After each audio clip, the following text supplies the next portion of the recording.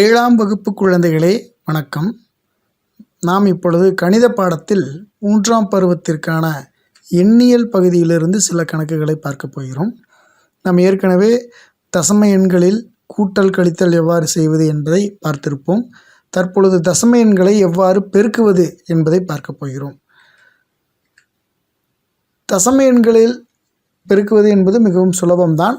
தசம இலக்கங்களை பெருக்குவது சாதாரண பெருக்கலை போன்றது. பெருக்கிவிட்டு கிடைத்த விடையில் பெருக்கப்பட்ட தசம எண்களில் உள்ள மொத்த தசம பகுதி இலக்க எண்ணிக்கைக்கு ஏற்ப வலதுபுறமாக எண்ணி புள்ளி வைக்க வேண்டும்.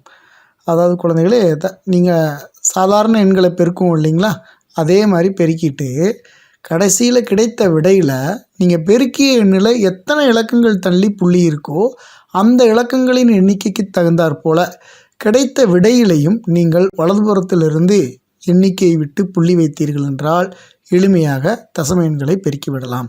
சரி, இப்பொழுது கணக்கிற்குள் செல்வோம். அதற்காக நான் பயிற்சி 1.3 கணக்கு எண் 3 எடுத்துக்கொள்வோம். நீளம் 23.7 சென்டிமீட்டர் மற்றும் அகலம் 15.2 சென்டிமீட்டர் அளவுடைய செவ்வகத்தின் பரப்பளவை காண்க.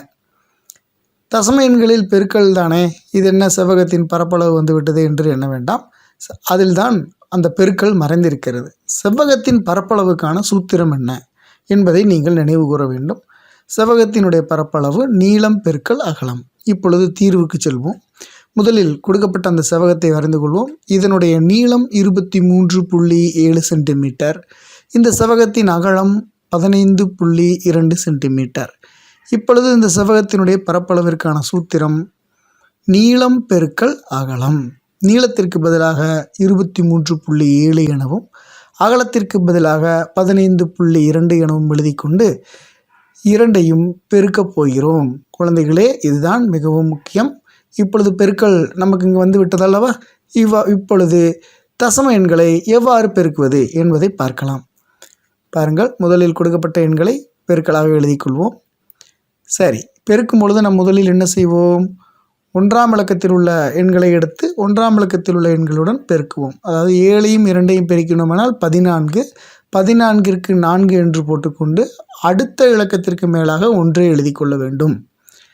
அடுத்ததாக 3ஐயும் 2ஐயும் பெருக்குங்கள். 3 6. 6உடன் அந்த 1ஐ கூட்டி கொண்டோமானால் 7. அடுத்ததாக 2ஐயும் 2ஐயும் பெருக்குங்கள். 2ஐயும் 2ஐயும் பெருக்கினோமானால் 4. சரி, இப்பொழுது இடதுபுறத்தில் உள்ள எல்லா எண்களையும் எடுத்து வலதுபுறத்தில் உள்ள 2உடன் பெருக்கிவிட்டோம் அல்லவா. அடுத்து என்ன செய்ய வேண்டும்? அதே போல் இடதுபுறத்தில் உள்ள எல்லா எண்களையும் எடுத்து வலதுபுறத்தில் உள்ள 5உடன் பெருக்க வேண்டும். முதலில் 7ஐயும் 5ஐயும் 7ஐயும் பெருக்கினோமானால் 35. 35க்கு 5 மீதி 3. அதை அடுத்த இலக்கத்திற்கு மேலாக போட்டுக்கொள்ளுங்கள். அடுத்ததாக 3ஐயும் 5ஐயும் பெருக்குங்கள். 3 5 15உடன் அந்த மேலே இருந்த மீதி 3ஐ கூட்டினோமானால் 18 என்று கிடைக்கும். 18ற்கு 8 மீதி 1. அடுத்ததாக 2ஐயும் 5ஐயும் பெருக்குங்கள். 2ஐயும் 5ஐயும் பெருக்கினால் 10. மேலே உள்ள 1உடன் கூட்டினோமானால் 11. குழந்தைகளே, இங்கு நன்கு கவனிக்க வேண்டும்.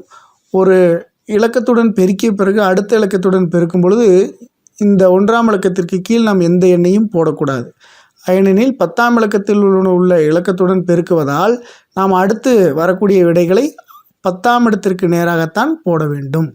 இதற்கு நீங்கள் இந்த இடத்துல 0 என்றோ வேறு ஏதேனும் குறிகளை போட்டுக்கொள்ளலாம், அல்லது இப்படியாக வெறுமனே விட்டுவிடலாம். 0 போடக்கூடாது, ஸ்டார் அந்த மாதிரி ஏதாவது போட்டுக்கொள்ளுங்கள். 0 போட்டீர்கள் என்றால் குழப்பி விடுவீர்கள். அடுத்ததாக இப்பொழுது 1உடன் எல்லா எண்களையும் பெருக்க வேண்டும். 7ஐயும் 1ஐயும் பெருக்கணுமானால் இப்பொழுது இது எங்கே போட வேண்டும் என்றால் 5ற்கு நேராக போடக்கூடாது, அடுத்து 100க்கு நேராகத்தான் போட வேண்டும்.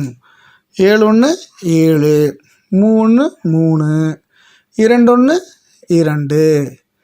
சரி, இப்பொழுது எல்லா எண்களையும் பெருக்கிவிட்டோம். இப்பொழுது நாம் கூட்டப் போகிறோம். முதலில் 4ற்கு கீழே எந்த எண்ணும் இல்லை, ஆகவே 4. அடுத்ததாக 7ஐயும் 5ஐயும் கூட்டினோமானால் 7ஐயும் 5ஐயும் கூட்டினால் 12. மீதி 1 மேலே போட்டுக்கொள்ள வேண்டும். அந்த 1உடன் 4ஐ கூட்டினால் 5. 5உடன் 8ஐ கூட்டினால் 13. 13உடன் 7ஐ கூட்டினால் 20. 20ற்கு 0 மீதி 2 அடுத்த இலக்கத்திற்கு மேலாக இங்கே போட்டுக்கொள்ள வேண்டும். இப்பொழுது இந்த மீதியுடன் 1ஐ கூட்டினால் 2 3 3, 3 3 6 என்று வந்து விட்டது. அடுத்ததாக 1ஐயும் 2ஐயும் கூட்டினோமானால் 3. சரிங்களா குழந்தைகளே? சரி, இப்பொழுது எங்கு புள்ளி வைப்பது, இதுதான் இப்பொழுடைய நம்மளுடைய கேள்வி. இந்த பெருக்களை நீங்கள் ஏற்கனவே உங்களுக்கு தெரிந்திருக்கும், எளிமையாக பெருக்கிவிட்டீர்கள். புள்ளி எங்கு வைப்பது என்பது தான் இப்பொழுது நம்மளுடைய கேள்வி.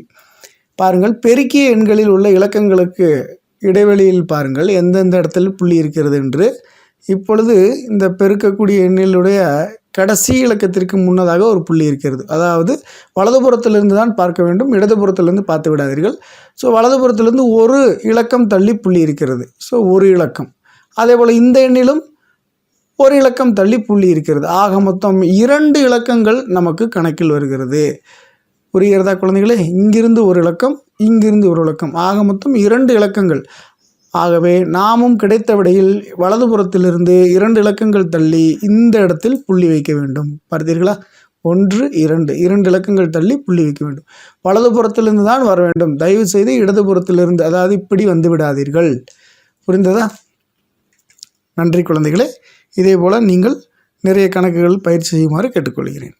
ஆகவே நமக்கு கிடைத்த விடை செவ்வகத்தின் பரப்பளவு சமம் 360.24 சதுர சென்டிமீட்டர்.